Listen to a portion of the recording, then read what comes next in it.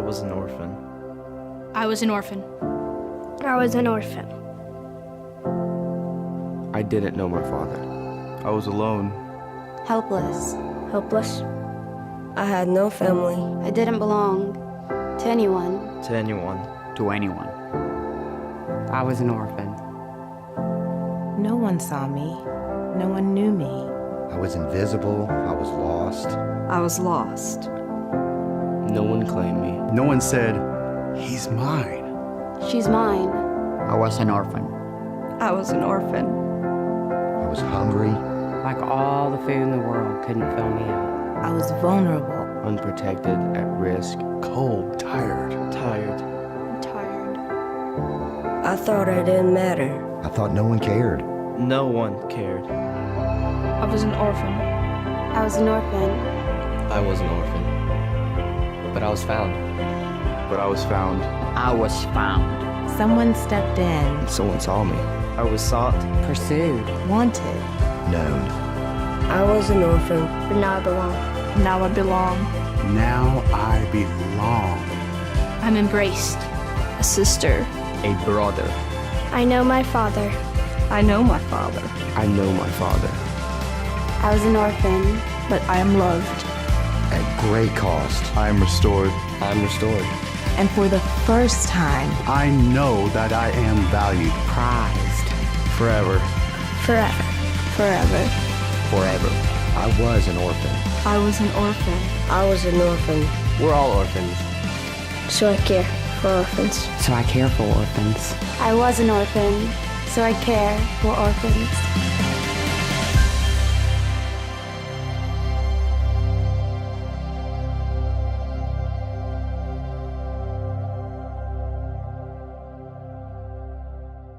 Well, good morning, Radiant. Man, I'm so glad that you're here. November 11th is a busy day on the calendar. Not only is today officially Veterans Day, many people observe it tomorrow. It is also the 100-year anniversary of the end of World War I. Also, and it is National or International Orphan Day. It's an actual day, and it began a little over 20 years ago in Zambia and is now being celebrated in over 40 countries throughout the world. It was pretty neat that it fell directly in line with the series that we're in, and so we wanted to take some time today and talk a little bit about what is the Bible say about caring not only for orphans, but for widows, but for also for foreigners in the land. And so I'm so glad that you are here. In this country, we have about 400,000 orphans that are in foster care. It's not something we necessarily see. It can be a little bit transparent. Unless you know a kid's story and know that maybe they're in foster care, you might not know that that's something they're walking through in the journey that they're on. In other countries, that's not always the case. Sometimes it's much more visible. That's one of the reasons why I encourage you, if you ever have the opportunity to go on a missions trip to a third or fourth world country, I really encourage you to do that, because sometimes these issues that aren't as visible here in our country are really out front and in the open there. I've had the privilege to go on a few in my life. I've even talked to one, for instance, went to Zambia about 6 years ago, and it was quite an eye-opening experience. I was there to teach at a college for 2 weeks, and I remember in particular one day I went on a walk with the resident missionary that was a part of it, and as we went to the back of a field, suddenly there was this little village. He went in and he introduced me to many of the women in the village. It was wonderful, and I got to hang out with the kids and play volleyball and soccer with them. It was so much fun. At some point, though, I asked the magic question. I said, "Hey, when are the men coming back?" And it's at that time the missionary's face kind of fell and changed a little bit, and he said, "Well, actually, there are no men here. This is a village for widows and orphans." And he began to explain to me that AIDS in particular has just ravaged parts of Africa for 20, 30 years there. And as a result, it has left a lot of kids without parents. In particular, it has affected the male population, so it's left some widows as well too. But then he also went to talk about malaria and how malaria flares up from time to time. But part of the problem is when it flares up, they don't always have enough of the cure to deal with it. And so many of the neighboring village leaders had decided early on that they were going to make sure the youngest kids had the opportunity to get the cure first and go up from there. But the natural result of that, of course, was that there were kids who were orphans as a result because they just didn't have enough medication to take care of everybody. And so now when you're sitting in the middle of this village and you understand the story, it really becomes real. About 3 years later, I had the privilege then to go to Kathmandu, Nepal. And that was another one of those eye-opening experiences as well. And on this particular trip, I was sent in to speak directly with an orphanage there and just kind of evaluate things and just also spend some time with the kids. The guy who ran the orphanage took me around Kathmandu and he introduced me to many of the boys, kind of roving gangs that just hung out on the streets. They didn't have jobs, they don't have food, really nothing to do. As you look down the streets, you saw lots of garbage, and they slept on the sidewalks at night, as you see there.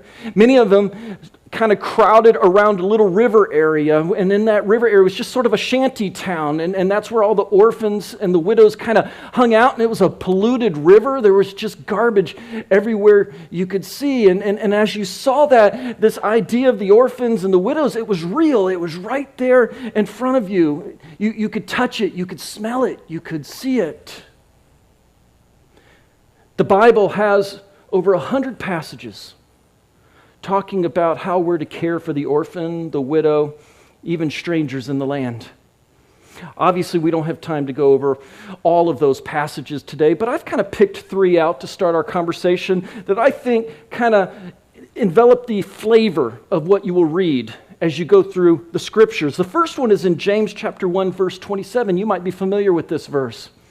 It says, "Religion that God our Father accepts as pure and faultless is this: look after the orphans and widows in their distress, and keep oneself from being polluted by the world." Another verse we come across is in Exodus chapter 22. It says, "Do not mistreat or oppress a foreigner, for you were foreigners in Egypt. Do not take advantage of the widow and the fatherless. If you do, and they cry out to me, I will certainly hear their cry, and my anger will be aroused." That is not a feel-good verse right there, my friends. Next one's Isaiah. Isaiah 1:17, "Learn to do right, seek justice, defend the oppressed, take up the cause of the fatherless, plead the case of the widow." Seek justice.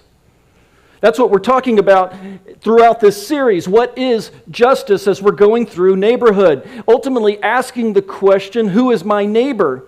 And then ending with an invitation of, won't you be my neighbor? With that new understanding of what the Bible has to say, with how our heart is to beat as God's heart beats, how we're to have the eyes of God when we look out onto the world. Then our invitation is, won't you be our neighbor? But oftentimes we have to work through some of these justice issues that the Bible addresses. And what we learned very early on reading these verses, as it says, seek justice, is this: according to God, caring for the oppressed, fatherless, and widow is a justice issue.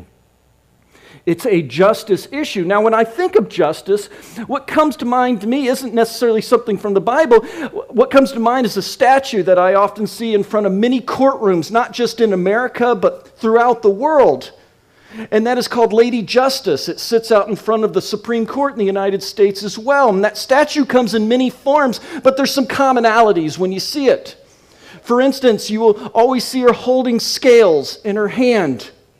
In the other, she's holding a sword. And usually in many of the statues, she's depicted with a blindfold or just displayed as being blind. And of course, the idea written into this is that justice is blind. That it doesn't uphold one group over another, that it's available for everyone, and the scales, of course, represent fairness, that justice is supposed to be fair, that it is to be equal, there is to be no favoritism, there is to be no prejudice built into it. And the sword reminds us of something we don't always like to be reminded of, but it's important, and that is sometimes you have to fight for justice. That sometimes you have to stand in the gap, and sometimes you have to do the right thing and fight for justice. That's what comes to mind when I think of justice. And one of the things we have to know, we discussed last week an important question. We asked, is God fair? And is God fair? And the conclusion we came to is no. At least not by our definitions, he's not. No, God's not fair. But what the Bible is clear on is God is just. We serve a just God, and we need to be reminded, just as these verses says, he does hear the cries of the oppressed, and he will intervene. God hears the cries of the oppressed. And so we need to understand this idea of caring for the widows, the orphans, and even the foreigner in the land. It's a justice issue in the Bible. Now I want to look at some verses today in Deuteronomy chapter 10. And I think these are amazing verses for the journey not only that we're on as a church, but I would say even as a country, these would be good verses for us to look at. What's interesting is you may have been here back in August. We went through a series called Take the Land. Now, in that series called Take the Land, we talked about how God took the Israelites out of slavery in Egypt. They went through the wilderness, and now they were camped outside the Promised Land. Moses sent 12 spies out into the land, and those 12 spies came back. 2 of the spies said, we can do this, let's take the land. The other 10 spies rose up against Moses and rose up and rebelled against God. This aroused God's anger, and as punishment for that, he told them they were going to spend the next 40 years in the wilderness wandering, and he was taking his promises to another generation. When we open up the book of Deuteronomy, it's been 40 years. Israel is now camped out again outside the Promised Land. Another generation has risen up. Moses cannot go into the Promised Land. And so he is beginning to leave some final instructions to this new generation of Israelites about things they need to remember and not forget as they go now and live into God's promises and his blessings.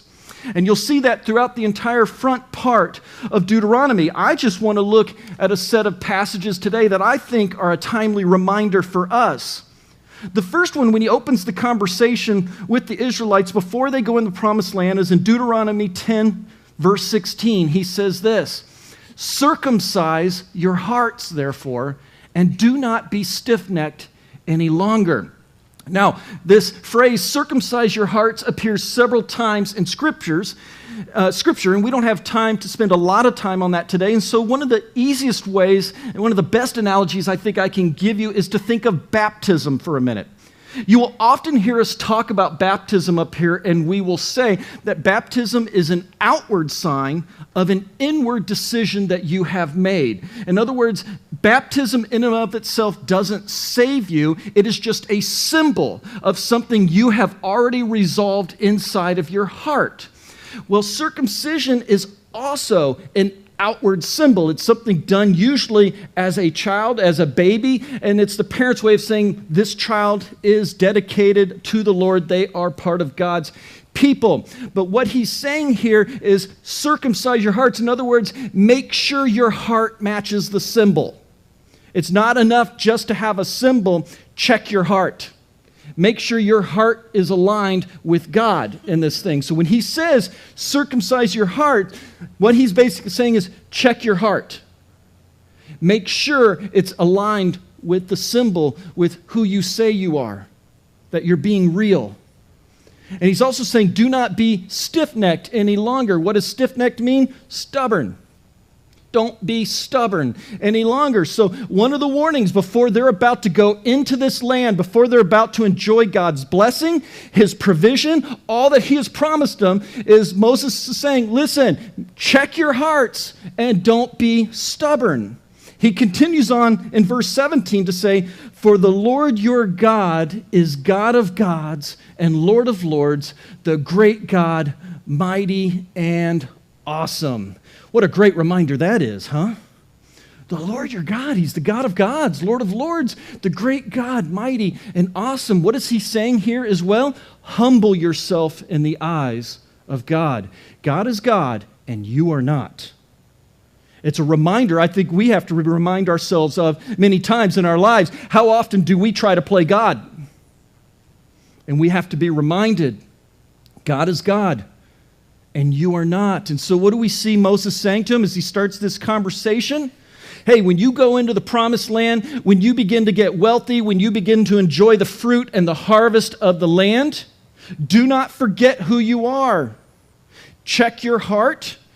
Don't be stubborn, and remember your God. That's what he's telling them before they go in to this land. But notice what he says at the end. God shows no partiality, and he accepts no bribes. So as you get wealthier, as you begin to enjoy the land, as you have an abundance, don't forget your God, because here's one important thing you need to remember. You cannot buy your way to God.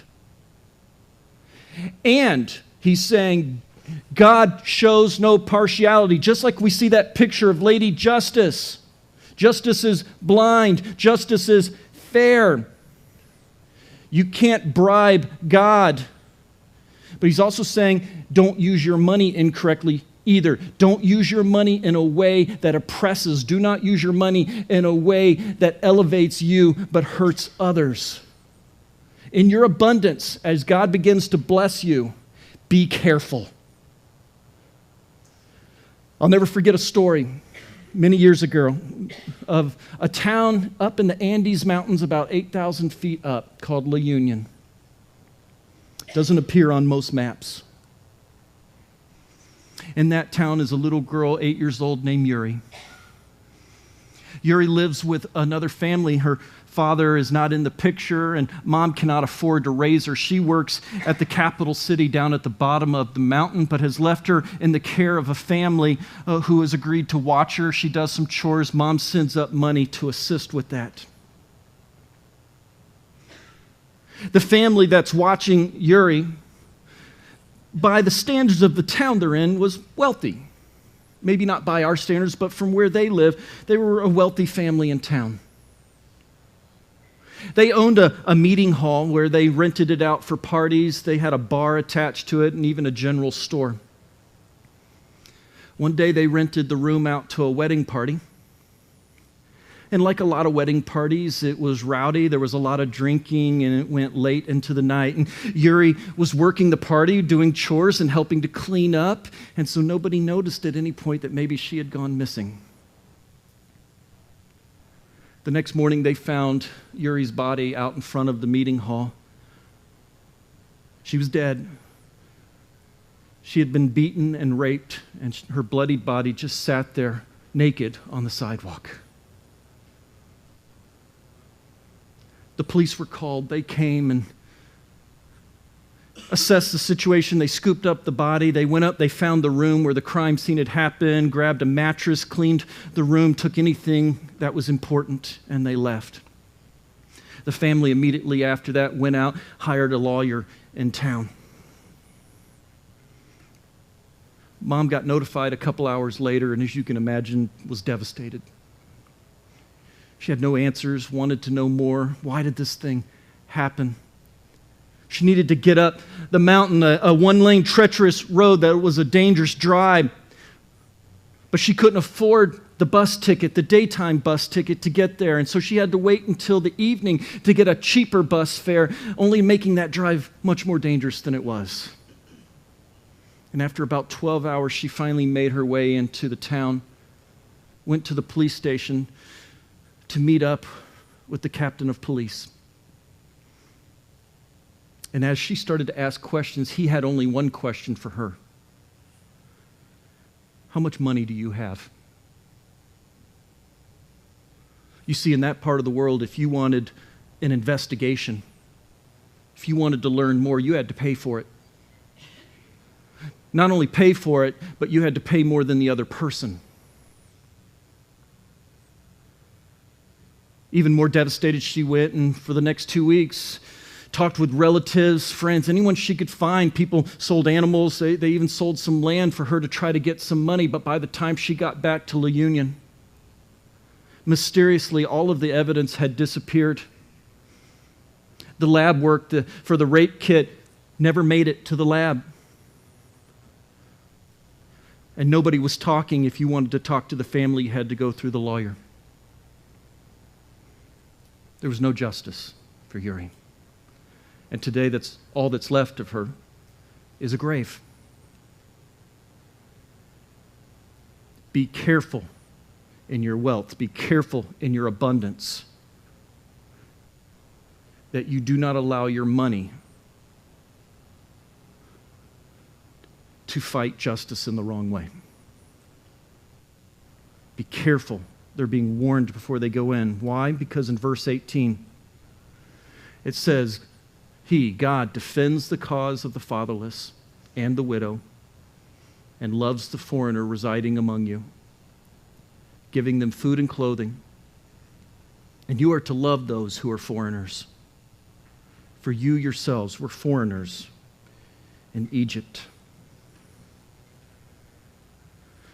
Don't forget that you were once aliens and strangers and foreigners in another land. And I get it. I'm about to step into one of the biggest hot button items in our country right now. I know. And I don't take sides either way, so I'm just going to warn you of that ahead of time. My job is to present the Bible. And you wrestle with what it has to say. But clearly the Bible says we are to take care of the foreigners in our land. Why?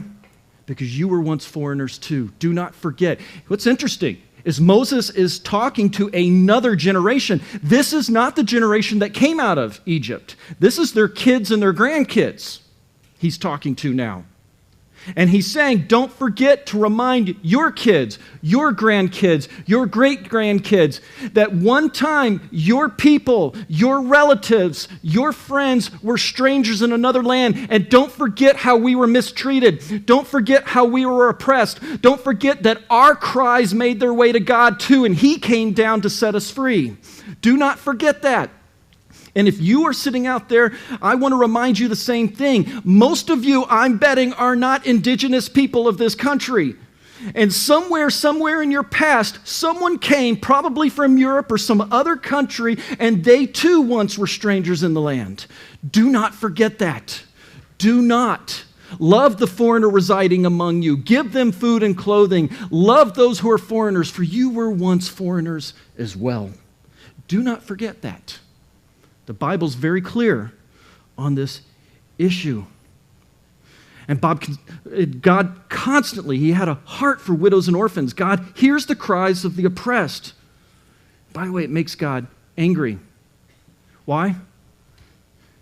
God's people are meant to stand into the gap. We're meant to fight for this. We are meant to have a voice for the voiceless. We are meant to stand for those who can't stand for themselves. We are meant to fight for those who have no more fight. We are the ones who wipe the dust off ourselves. We stand up and we do it again. Why? Because God is great, God is just, and God hears the cries of the oppressed. May we never be the people where God looks down and says, quit oppressing those people. We stand up, we stand for God, we allow our hearts to beat as God's heart beats, and we love on people because He loved on us, even when we were unlovable. Amen? God fights for the cause of fairness and justice. So why do we care for the widows, orphans, and foreigners? I think there's 4 quick reasons that we can cover today. The first one's this: it demonstrates the heart of God. When people see us caring for others, when they see us caring for the orphan, for the widow, for the foreigner, they see God working in and through us. And when they see that God working in and through us, they know that there is hope and healing. They know that God stands for those who are hurting. He stands for those who are oppressed. We are the people who demonstrate that love of God to others. So when we care for the hurting, when we care for the poor, when we care for the orphan, when we care for the widow, we are demonstrating the heart of God and allowing people to see that God really is love. It's not enough just to use words. They got to see it. God is love. And I'm backing it up by what I do. The next thing we have to remember is that it is a clear expression of the gospel. The gospel that says that Jesus Christ came to set you free. The gospel that says it breaks the bonds of slavery and oppression. It is an outward sign that this redemptive story of Jesus Christ is still at work in the world. And one of the main things we have to remember about the gospel story is that the gospel story several times is presented to us that we were once separated from God, but have now been adopted into his family as children of God. So what does that mean theologically? It means this: we are all orphans. All of us have been orphans. Romans chapter 8, verse 14, it says, "For those who are led by the Spirit of God are the children of God. The Spirit you received does not make you slaves, it sets you free, so that you live in fear again. Rather, the Spirit you received brought about your adoption to sonship." When you pray to receive Christ, you are adopted into the family of God. But the gospel story is not everybody is part of the family of God, that we are born in sin, separated from God. We are alone. But through Jesus Christ, his death and his resurrection, we can be adopted into God's family, which means all of us at one time are orphans. When we care for the orphans of the world, we're living out that redemptive story that God demonstrated for us. So when we care for the vulnerable, the neglected, the oppressed, the marginalized, it's a beautiful continuation of that redemptive story and everything that we do. It's a vivid demonstration of the love of Jesus Christ extended to others. That because of what God did for me, he can also do for you. And ultimately then, it's grounded in this idea that our care of orphans is rooted in God's care for us. That we were alone, that we were lost. It is a demonstration and thanks for God's incredible love for us. So how about the widows? Why does the Bible focus on them? And to fully understand that, I think we have to go back thousands of years, maybe not that far, but to truly understand it, back into Bible times. During those times, it was a male-dominated society. In many cases, women couldn't even own property. And so when a husband passed away, not only did they lose the income and a way for the family to survive monetarily, but sometimes they weren't able to hold on to the land or their belongings. It was a dangerous time, and the family was vulnerable. In particular, the widow was vulnerable during this time. Because it was a male-dominated society, there just weren't very many jobs for women. And so when a widow was left out there vulnerable with no one to help her, she was oftentimes left with really just two decisions. Either I beg for money or I become a prostitute. And we don't do that. And so the Bible's clear that we need to care for the widow because this is a time when she is vulnerable. This is a time when she's going to need help, and someone needs to stand in the gap. Someone needs to be helping so that they can take next steps towards healing and move into a brighter future. And what about the foreigner in your land? Why is the Bible so explicit on that? Very similar reason. When someone left their family in another land and came to a foreign country, they left their security of the family. They left their protection. They left that group of people that would care for them and help them even in the difficult times. And so when they went to another country, they did not have that support structure. They don't have those people around them. So who's going to come around them? Who's going to help them? They're vulnerable too. They don't understand the customs. They don't understand the ways. If you've ever walked to a foreign country, it can be alarming trying to figure out even where to go and what to do. And so when they're there, not only do they not have a support structure, but they're not even sure where to go or how to get started. Who's going to help them? We're called to stand in the gap. Why? Why are we called to stand in the gap ultimately for these orphans, widows, and foreigners? It's a simple reason, but it's so important. We need to get our arms around it. The reason we do it is this: they need a chance. They need a chance. They're alone. They're afraid. They're vulnerable. They just need someone to come alongside them and help them see that there is hope, to give them a chance, to help them walk those next steps. And when we help them, we are giving them a chance. We are showing them hope, and we are letting them know, you're not alone. There are people who love you and people who would love to help you. That's why it's so important. And that's why the Bible talks about us caring for the orphan, the widow, and the foreigner. We are to help those in times when they are vulnerable. We are to help those in times when they are hurting, or we're to help those when they're confused, when they don't know where to go. Maybe there's no hope in their life. We're to be that light of hope to them. Now, some quick facts. It's estimated there's more than 140 children worldwide, ranging from infants to teenagers, that have lost one or both of their parents. Asia has the largest number of those at 60 million. It's a lot. In America, we talked about this earlier, there's about 400,000 children in the U.S. foster care system. Of that number, approximately 100,000 are waiting to be adopted. I've seen this before, and it's worth mentioning. Roughly 55% of these children that are in foster care have had 3 or more placements before their adoption is complete, potentially changing schools 5 or more times. And this can be hard on a kid. This might be interesting. Approximately 1 million new widows will join our ranks in 2018 in the United States alone. The average age of those widows would be 56 years old. I understand, because when I see numbers like this, it can be overwhelming. I mean, what can I do about this? Can I even fix this? And the answer is no. It's big. And so we're forced to ask the question, well, what do we do?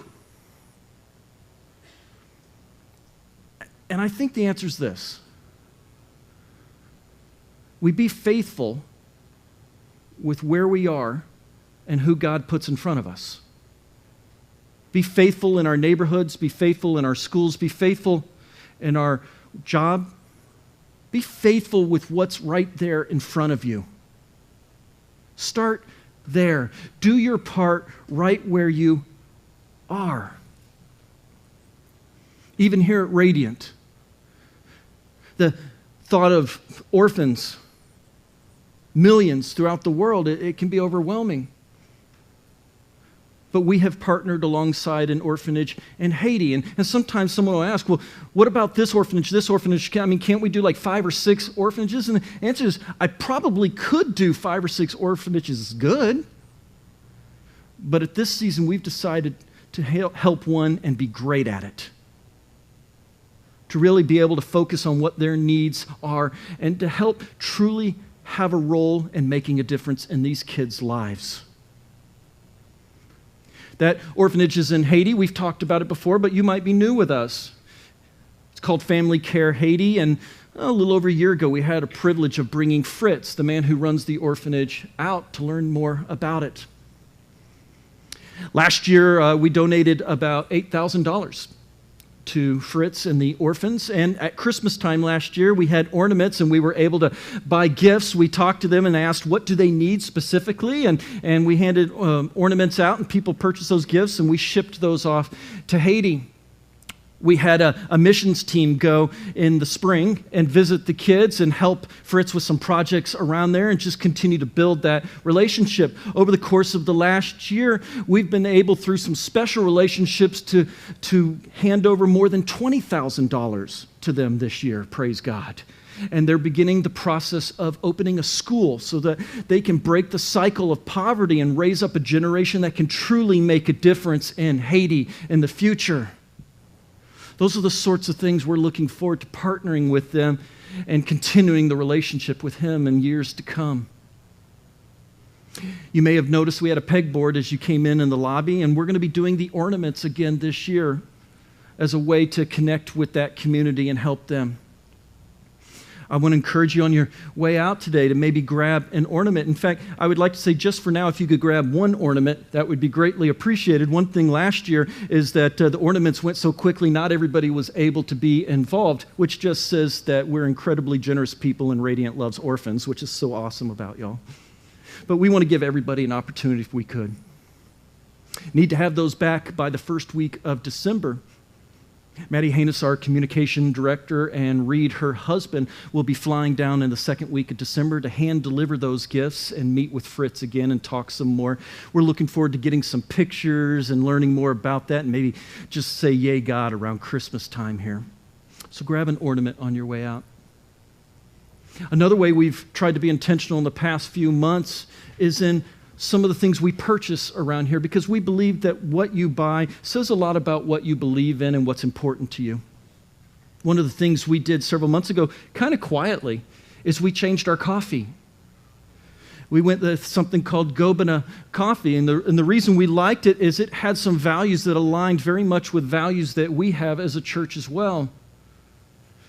They're careful to ensure that it is fair trade coffee. Many of the different brands within it are organic. But also they're a nonprofit organization that sends 100% of their profit to orphan care throughout the world. They're a Christian organization. And so we pay more for this coffee, but believe it's important that you put your money where your mouth is sometimes. We've made a special relationship with them during the holidays, and they have offered us coffee bags at a reduced price, but what they've asked is that you take the proceeds of that and give it to your orphan care initiatives at the church. And so we have purchased a bunch of bags of the Gobena Coffee. It is available at the Welcome Center outside. It's about $10 a bag. All the profits of that will go to Family Care Haiti as well to support them during this Christmas season and continue to build that relationship. How else can you help? Maybe God's been putting on your heart adoption. Maybe that's something you've been praying about, and I just ask, what's that next step you need to be intentional about? Maybe it's foster care. I say, what's holding you back? Continue to pray about it. Be intentional. Take those steps if you need to.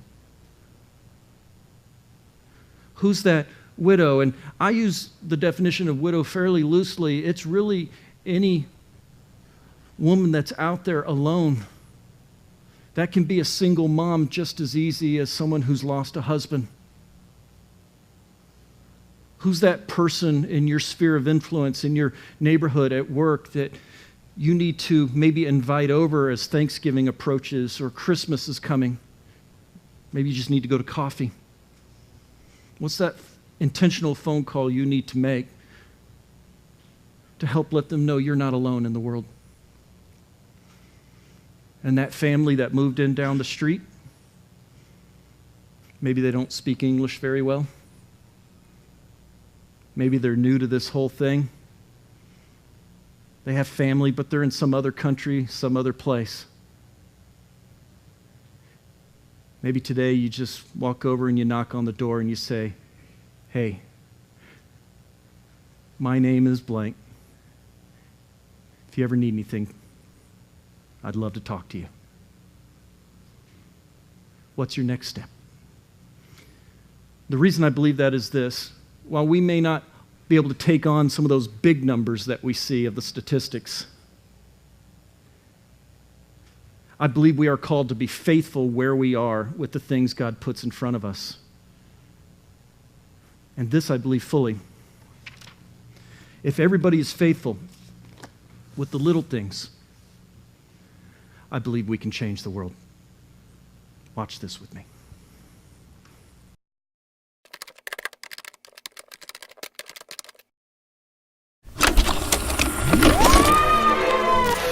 I have a dream.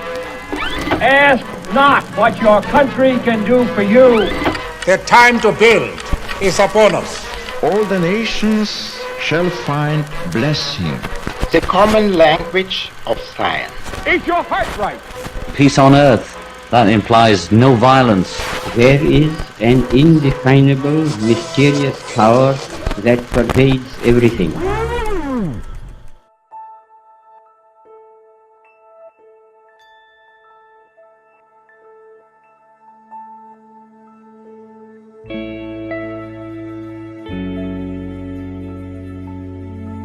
Poverty is our freedom and our strength. We are taking care of nearly 46,000 lepers. There's one more bed, one more plate of rice, one more blanket to cover.